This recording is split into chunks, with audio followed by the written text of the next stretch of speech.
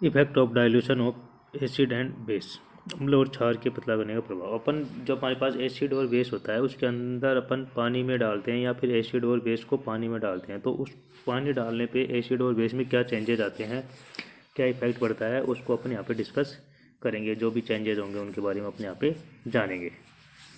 ठीक है, सबसे पहले अपन देखते हैं व्हाट इज डाइल्यूशन। डाइल्यूशन होता क्या है?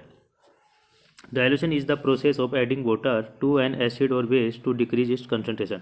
अगर हमें एसिड और बेस की कंसंट्रेशन को कम करना है तो उसके अंदर अपन को क्या मिलाना पड़ेगा? वाटर। क्या मिलाना पड़ेगा? वाटर। तो वाटर मिलाने के बाद में उनकी जो एसिड और बेस है उसकी सांद्रता क्या हो जाएगी? कम हो जाएगी। ठीक है, इसी प्रोसेस को क्या बोलते हैं अपन? डाइल्यूशन। एसिड और बेस में पानी मिलाने के बाद जो उसकी कंसंट्रेशन कम हो जाती है उसी को डाइल्यूशन बोलते हैं। Effect of dilution of acid, कि जो अपन अगर एसिड में पानी मिलाएंगे तो उसके ऊपर क्या प्रभाव पड़ेगा एसिड के ऊपर, तो वो देखते हैं क्या क्या होगा। डिक्रीज इन कंसंट्रेशन, एसिड की जो कंसंट्रेशन है वो क्या हो जाएगी?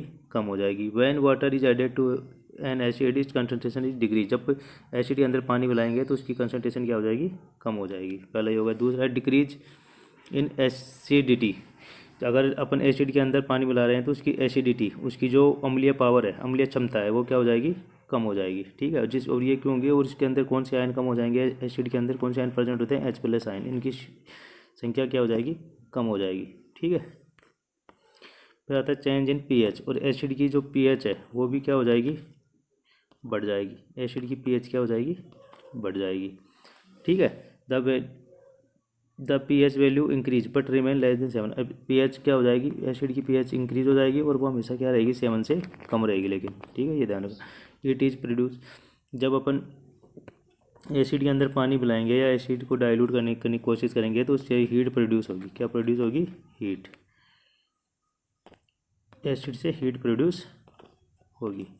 और जो इसलिए उसमें जो कौन सी रिएक्शन होगी इसके अंदर होगी? Exothermic reaction. Exothermic reaction. अब एसिड में पानी मिलाते समय एक चीज़ ध्यान रखनी है, वो क्या है? सेफ्टी रूल है यहाँ पे। Always add acid to water, never water to acid. हमेशा क्या करना है? हमें वाटर में एसिड डालना है, नहीं कि एसिड में वाटर, नहीं कि एसिड में वाटर डालना है। ठीक है, तो हमें क्या करना है? वाटर में क्या डालना है? एसिड। इस बात का हमें स्पेशल ध्यान रखना है। इसी तरह अपन देखते हैं कि effect of dilution of base, जो हमारा बेस है उसके अंदर पानी मिलाएंगे तो क्या इफेक्ट होगा? डिक्रीज इन कंसंट्रेशन, उसी इसमें भी क्या होगी? बेस की जो कंसंट्रेशन पावर है वो क्या हो जाएगी? कम हो जाएगी। Adding water reduce to the concentration of the base, अगर बेस के अंदर पानी मिलाएंगे तो बेस की कंसंट्रेशन पावर कम हो जाएगी। डिक्रीज इन बेसिसिटी, अब जो इसके अंदर OH- आयन होंगे बेस के, उनकी संख्या में क्या हो जाएगी? कम हो जाएगी। तो इसकी जो बेस पावर है वो क्या हो जाएगी? डिक्रीज हो जाएगी। चेंज ऑफ पीएच, जो बेस है उसकी पीएच क्या हो जाएगी? चेंज हो जाएगी। पीएच, उस बेस के अंदर पीएच, पानी मिलाने पे जो पीएच है बेस की पीएच क्या हो जाएगी? कम हो जाएगी, डिक्रीज हो जाएगी। ठीक, हीट में भी प्रोड्यूस, और बेस के अंदर पानी मिलाएंगे तो इसके अंदर भी हीट क्या होगी? प्रोड्यूस होगी। हीट क्या होगी? प्रोड्यूस होगी। और इसके अंदर भी एक्सोथर्मिक रिएक्शन होगी। इसको याद कैसे रखते हैं? Summary table. प्रॉपर्टी, आयन कौन सा प्रेजेंट होता है एसिड के अंदर? H+ आयन होता है। बेस के अंदर OH- आयन होता है। हीट ऑफ डाइल्यूशन, इसके अंदर H+ आयन डिक्रीज हो जाएंगे।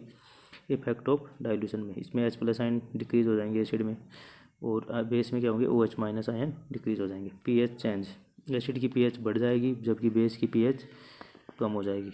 लेकिन एसिड की पीएच हमेशा 7 से कम रहेगी, बेस की पीएच हमेशा 7 से ज़्यादा रहेगी।